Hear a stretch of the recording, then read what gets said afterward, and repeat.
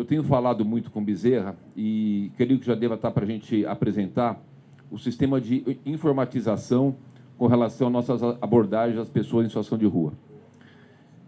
E a ideia, já foi comprado os tablets, que a gente tenha isso online, para todos nós e a sociedade e a imprensa ter essa informação. Quantas pessoas são acolhidas? Como são essas pessoas? Qual a idade? Quantas crianças? Quantos ainda estão em situação de rua? Quantos não aceitaram? O que a gente precisa fazer para convencer? Quantas pessoas a gente conseguiu tirar de situação de rua? Ou seja, colocar isso porque a gente vai tendo uma conscientização dessa questão e a gente vai melhorando as nossas formas de ação.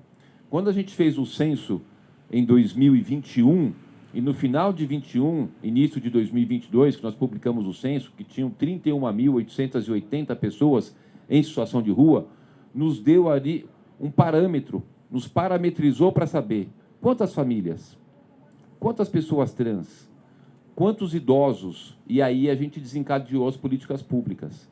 Então, vamos alugar 4.000 vagas de hotéis, né, Regina? Vamos fazer esse acolhimento para idoso, vamos fazer os CAIs, vamos fazer os abrigos, vamos ter a inauguração da casa, do centro de acolhida para as pessoas trans, vamos fazer para as mulheres, enfim, tudo aquilo que a gente foi identificando de necessidade, a gente pôde ir fazendo as políticas públicas melhores. E a informação, e a conscientização e o treinamento é fundamental. Nós não podemos bater cabeça. Nós temos que levar a administração, e é assim que a gente tem feito, com gestão. E ao lado, de forma humanizada. E é com a gestão que a gente faz melhor a urbanização. Porque com a gestão, a gente vai saber o seguinte, olha, eu tenho X famílias que estão com crianças. Por que a gente vai fazer um número maior de leitos que não tenha capacidade de atender a criança? Não. Quando a gente tem o perfil, e aí a gente tem o treinamento, para as pessoas poderem estar dentro da mesma sintonia, a gente vai prestar o melhor serviço. Isso, pessoal, é muito importante que a gente tenha. Nós não podemos bater cabeça. Nós temos que todos os dias trabalhar estrategicamente, para a gente poder dar o melhor resultado. A ciência social na cidade de São Paulo, como a Cissa falou, Bezerra falou, passou a ter, até por conta da minha origem, que vim da periferia, estudei em escola pública, até por conta de toda a nossa equipe, da sensibilidade, e por conta de uma outra questão, que é a saúde financeira da cidade, que a gente pôde ir dando respostas maiores. Ainda tem muita coisa para fazer, mas a gente andou muito. Está aqui a minha querida Adriana, supervisora lá de Parelheiros. Temos um desafio gigantesco. Parelheiros tem 2 distritos, distrito de Marcilac e o distrito de Parelheiros. Quais são os 2 distritos com pior IDH da cidade? Marcilac e Parelheiros. Então, essa menina vai para o céu, porque a gente saiu lá, quando eu era vereador de 5 serviços, hoje deve ter uns 38 serviços. Quando a gente abre serviço, né, você tem o custo da implantação e vem o custeio junto. A gente aumentou muito o orçamento da área de SMADs para poder fazer frente às necessidades. Só para a gente ter ideia, eu havia pedido aqui, nós tivemos 63 milhões de recursos do governo do Estado ano passado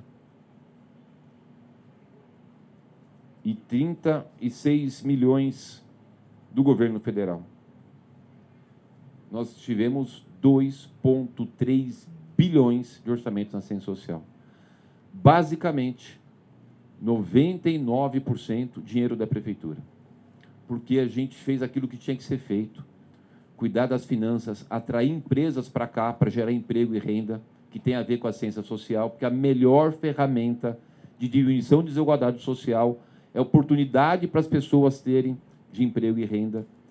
Só para vocês terem uma ideia, de 2021 até agora, 47 mil empresas, 47 mil, Adriana, empresas que estavam em outros estados e municípios, mudaram para a cidade de São Paulo. Abriram novas aqui 367 mil empresas. Queria repetir, porque esse dado é muito importante. Abriram novas de 2021 até agora, até dezembro de 2023, aliás, 367 mil novas, e vieram para São Paulo empresas que já existiam e mudaram de endereço para cá, 47 mil empresas. O resultado do desemprego, o que eu tenho, é do terceiro trimestre do ano passado, nós tivemos o menor índice de desemprego na cidade, 6,7%, contra 7,8% do país. E a gente ainda tem problemas, mas a gente avançou muito. E com essa ação de segurança jurídica, de poder atrair empresa, atrair investimento, a gente diminuímos impostos e aumentamos a arrecadação, a gente está conseguindo fazer frente a tantas e tantas demandas que a cidade tem, na ciência social, na infraestrutura, na educação, na saúde, né, nas oportunidades de geração de emprego e renda. E a ciência social, nessa cidade, eu queria só fazer essa colocação para encerrar minha fala, essa cidade, que são duas cidades dentro de uma. Nós temos duas cidades dentro da cidade de São Paulo. Uma muito rica, quinta maior metrópole do mundo, terceiro orçamento do país. A nossa cidade de São Paulo tem um orçamento maior do que o estado do Rio Grande do Sul, do Paraná, de Mato Grosso, de Goiás, de Pernambuco, do Amazonas, do Pará. É uma cidade, né, que tem um grande orçamento. Uma cidade muito rica, que tem aqui as grandes empresas do setor financeiro, do setor de tecnologia, mas é a cidade também que tem dentro dessa grande cidade a cidade pobre. A cidade que a gente ainda tem muitas situações de vulnerabilidade, como cada um de vocês conhece bem e melhor do que eu até. Então é a cidade que tem a cidade rica e a cidade pobre. Qual que é o nosso desafio? Aproximar a cidade pobre da cidade rica. E não pegar a cidade rica e levar para ficar todo mundo pobre. A gente precisa trabalhar muito, e eu tenho feito isso, no desenvolvimento econômico da cidade, para ela fazer frente às ações e todos nós irmos elevando a situação de vulnerabilidade das pessoas, tirar as pessoas da vulnerabilidade. Por exemplo, eu falei que encerrar agora a minha fala, mas eu queria só complementar mais uma coisa que eu acho importante, até porque eu estou vendo a Adriana aqui, eu lembrei do Bom Prato, lá em Parelheiros, que a gente abriu, a questão da segurança alimentar. Até esse final de semana, teve um ministro do governo federal que foi num serviço nosso em Heliópolis e falou que aquele atendimento era do governo federal. Não é. Com todo carinho ao Padilha, que eu respeito, gosto muito, mas não vou dizer que ele falou uma mentira, mas ele cometeu ali uma incoerência. Aquele serviço, como outros 60 serviços, é do nosso novo programa de segurança alimentar, que é o Cozinha Escola.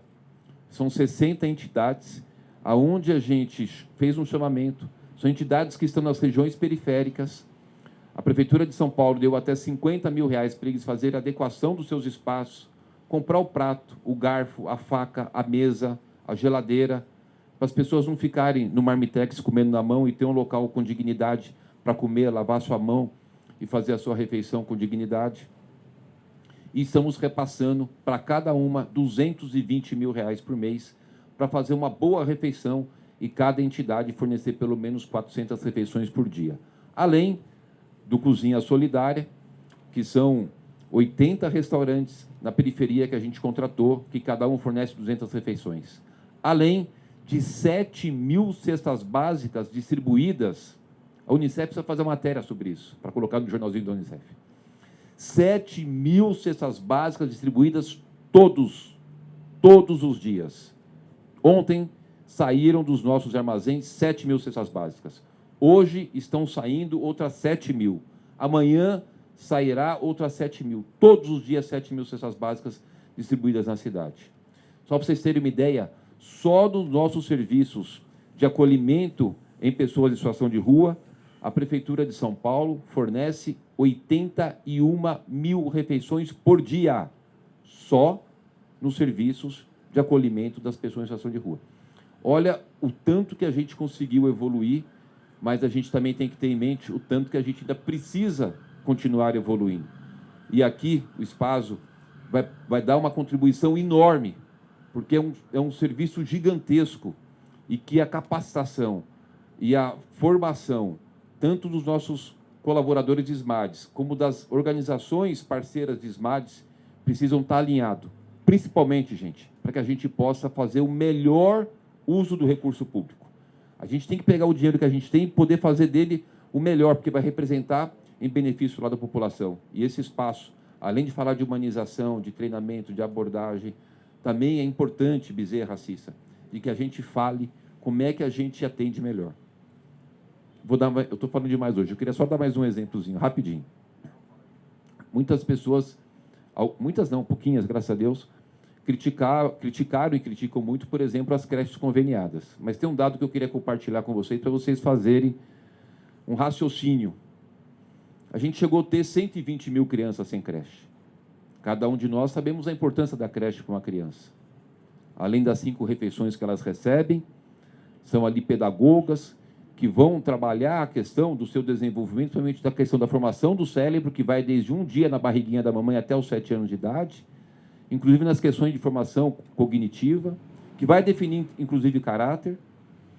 E a gente sabe que as crianças que passam por creche, isso é importante, elas têm 25% a mais de capacidade de assimilar o aprendizado. A gente muda a vida dessa criança quando ela passa pela creche. E aí a gente tinha alguns modelos. O modelo público e o modelo conveniado. A grande questão é que o modelo conveniado custa menos, quase 1/3 do custo da direta. Isso quer dizer o seguinte, basicamente, para a gente fazer uma conta rápida. Para cada 3 crianças que a gente coloca numa creche conveniada, eu só coloco uma na direta. Ou seja, quando eu coloco uma na direta, eu posso pôr 3 na conveniada. Quem veio da periferia, sabe da importância de creche? E pode atender 3 ao invés de atender uma? Eu não preciso responder. Qual o caminho que eu tomei? Entre atender alguma questão ideológica, algum posicionamento ideológico, ou verdadeiramente atender as pessoas? Eu estou em atender as pessoas. E hoje a gente tem vaga de creche para todas as crianças em São Paulo.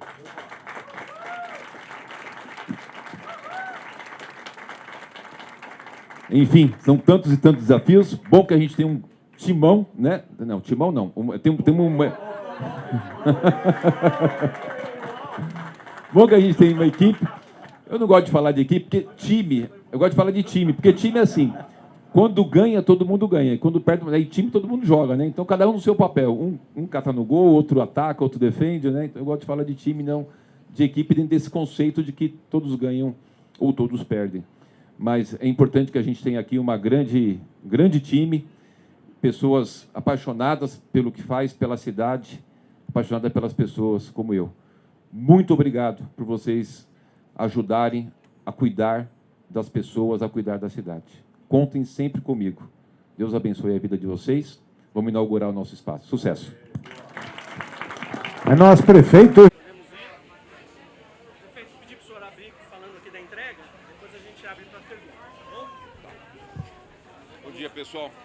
Hoje a gente faz aqui a entrega da reforma e ampliação do espaço público do Aprender Social. Aqui é um centro de formação e treinamento dos servidores municipais da Secretaria Municipal de Assistência Social e das organizações parceiras da Secretaria Municipal de Assistência e Desenvolvimento Social. É fundamental. Nos últimos 2 anos, nós triplicamos o número de pessoas que passaram por capacitação. Foi de 2.000 para 6.000 pessoas. E com essa reforma, essa ampliação, a gente dá continuidade num processo importante que o secretário Carlos Bezerra vem desenvolvendo lá na Ciência Social. Vamos passar agora para um outro processo de melhorar ainda mais a questão da tecnologia, do uso da tecnologia para melhor atender a população, para que a gente possa ter uma performance maior no atendimento, fazer o melhor uso do recurso público, ter o melhor dado para que a gente possa melhor definir as políticas públicas. Então é muito importante a gente poder fazer aqui esse espaço. Um olhar muito atento para a capacitação, para a humanização do nosso atendimento, no acolhimento, na abordagem, enfim, no trato entre o poder público e as pessoas e os cidadãos aqui de São Paulo. Antes comunitário, Fala. de ao fim da cidade de notícia das rádios comunitárias. Prefeito, 2 perguntas. Primeiro, a prefeitura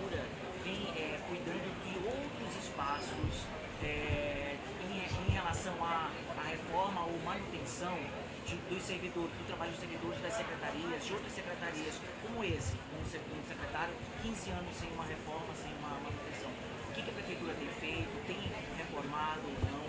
E segundo, existem projetos pela prefeitura de abrir espaços para outras secretarias e canalizar esse trabalho de aperfeiçoamento dos servidores? Vamos lá. A gente tem uma coisa importante, Romulo, que a gente conseguiu fazer. O prefeito Bruno Covas começou um processo importante da questão da saúde financeira da cidade, uma série de ações para a gente colocar a cidade de São Paulo no patamar de recursos onde ela possa fazer frente às necessidades. A gente deu continuidade nisso, tivemos bastante êxito. A cidade está batendo o recorde de investimento. Esse ano serão 16 bilhões, ano passado foram 14 bilhões, ano retrasado 8,5 bilhões de reais. A gente tem uma ideia do que representa isso. O maior investimento que São Paulo já teve fora esses anos foi 2020, de 4,1 bilhões. E aí, quando você tem recurso, você consegue atender as demandas. A gente precisa deixar isso claro para a população. Não adianta você querer prometer ou querer imaginar que você vai fazer algo se você não tiver disponibilidade financeira para poder fazer frente àquela necessidade. Então, nossa gestão ela trabalhou muito essa questão de trazer investimentos para a cidade, de trazer receita, mesmo diminuindo impostos em várias frentes, que eu não vou me estender aqui para não demorar na tua resposta. Uma vez que a cidade tinha condições, a gente está fazendo isso em vários locais. A gente está reformando, pega as bases da Guarda Metropolitana. Estavam quase que todas um caos, caindo água, a gente está reformando todas. As UBS, a gente tinha muito UBS, pega o UBS Caralux, era um espaçozinho pequeno, uma casinha que não tinha nem como você se movimentar dentro. A gente construiu um grande espaço, mais de 1.000 metros quadrados, já entreguei para a população. Agora a população é bem atendida e quem trabalha lá também tem um ambiente saudável para poder melhor atender a população. Isso eu posso te dar aqui vários e vários exemplos, né? De UPA, de UBS. A questão lá da onde hoje é a AMA do Jardim Helena, é uma coisa pequenininha, agora nós vamos entregar uma UPA grande, com infraestrutura. E aqui na Ciência Social não é diferente. Foram feitos e continuam sendo feitos muitas requalificações dos abrigos. Tinha abrigos, uma situação muito ruim, a gente está reformando, lógico, você não consegue fazer tudo de uma vez, porque demanda tempo, mas a gente já deu grandes avanços de reforma na questão de abrigos, dos espaços, dos NCIs, dos CCAs, dos CEDESPs. A portaria 62 que o Bezerra publicou no ano passado transferiu para as entidades R$30 mil para cada uma delas só para atuar na questão da alta temperatura, arrumar ar-condicionado, comprar ventilador, fazer adequações, ventilação, janela, enfim, 30 mil livre para as entidades poderem adequar ali o seu espaço para cada espaço. E aqui também importante, 3,5 milhões de investimento, né, num espaço que estava muito ruim, que era pequeno e agora é um espaço que foi ampliado, né, com condições de melhor atender as pessoas, tanto para quem vai vir aqui fazer os cursos e também para quem irá ministrar os cursos. Bom dia também. Ontem nós tivemos acesso à representação do deputado Donato a respeito do pagamento da prefeitura de valores para sanar uma dívida. Ele pediu essa representação ao MP do Tribunal de Contas, sobre o aluguel de creches. O senhor gostaria de comentar, falar o que o senhor representa no governo? Ontem eu até mandei uma mensagem para o Donato, fui vereador com ele, até sugeri a ele que a gente precisa ter um nível. Nós somos amigos, trabalhamos junto em várias comissões na Câmara Municipal de São Paulo. Período eleitoral, sempre vai estar acontecendo essas coisas, né? Lógico, o envio para o Tribunal de Contas do município, Ministério Público, é bom que envie, que as pessoas investiguem, que não existe absolutamente nada de errado, foi feito pela Procuradoria-Geral do município, tem todo um trâmite, é dentro do contexto de desjudicialização, que como é uma entidade que eu fui voluntário anos atrás, então tudo aquilo, né, que alguém próximo de mim que presta serviço para a prefeitura, eles já querem fazer insinuações, uma entidade que eu fui voluntário e que tem alguma relação, faz um convênio, já tem insinuações. A população tem que só ficar atenta com relação ao uso desse movimento, que na verdade é um movimento absolutamente eleitoreiro, né? O que eu posso garantir é que não existe absolutamente nada de errado, é uma entidade que estava com várias ações judiciais, que teve as suas contas bloqueadas, mas em resumo o que aconteceu? Há muitos anos a educação não fazia o cumprimento dos contratos de locação do ponto de vista da correção dos aluguéis. Todo ano existe um índice publicado, pode ser IGPM, IPCA, e os contratos prevêem isso. Olha, a correção do aluguel sai lá pelo índice posto lá no contrato. E a prefeitura não foi fazendo os repasses por conta de uma interpretação equivocada deles e ficou acumulando vários e vários anos com o proprietário do imóvel tendo descumprimento do seu contrato, porque não foi feito o repasse das correções.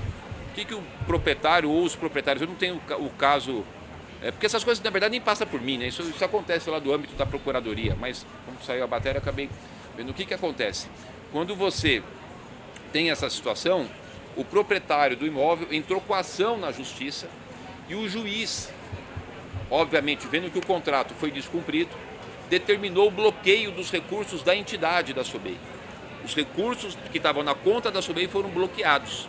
E aí como é que a entidade paga o professor, compra alimentação, né? Então foi uma situação que foi caminhando para se ter um acordo e o que ele cita é que num certo momento, numa ação judicial, o juiz falou que não seria a SOBEI que deveria, não seria a prefeitura que deveria ser processada, né? E sim, porque o contrato é entre a entidade e o proprietário do imóvel, mas é a Prefeitura de São Paulo que detém esse convênio. É muito simples, a gente abre uma creche, eu chamo uma conveniada, ela apresenta o imóvel para locação, é a Prefeitura que faz a avaliação, concorda ou não com aquele aluguel, é a Prefeitura que é a real gestora daquela creche, só que tem uma entidade conveniada. Então foi isso, nada de ilegal, nada de errado, a única questão é que essa entidade, em um certo momento, eu fui voluntário lá e aí está tendo a sua exposição de uma forma injusta, porque me conhece e eu conheço. Infelizmente, o ano eleitoral, isso vai acontecer, infelizmente, por parte dessas pessoas que têm pouco respeito com os outros, vão estar usando de tudo para poder fazer uso na campanha eleitoral. Mas eu posso lhe garantir, eu dou a minha palavra, não existe absolutamente nada de errado. O que existiu foi um problema de que a Secretaria da Educação, durante anos, desde 2017, não repassava para as entidades o recurso da correção do valor dos aluguéis que estava previsto em contrato. Foi isso. Obrigado, prefeito. Obrigado, senhores. Obrigado, obrigado. Obrigado, gente.